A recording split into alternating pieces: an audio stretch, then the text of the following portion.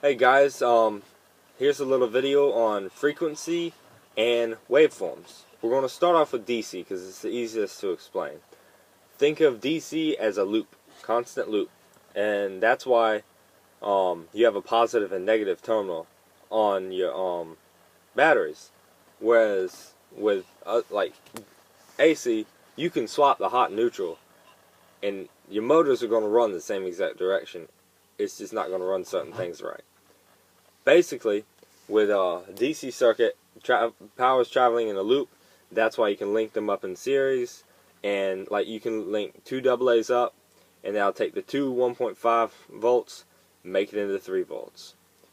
AC is not so simple. You couldn't take 110, run the hot to the neutral, and then just have the two hots. You couldn't get 240 volts. You're gonna screw up stuff if you do it like that. You can't make like Australian power out of two American powers. It just doesn't work.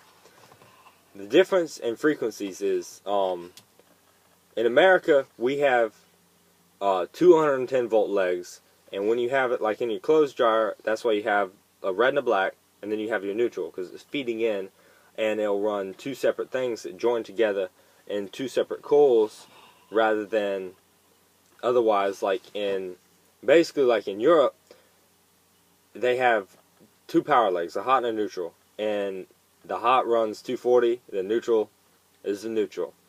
But the difference in frequency is if you had a motor that was rated for 110 volt, 240 volt, it wouldn't run faster on 240 volt.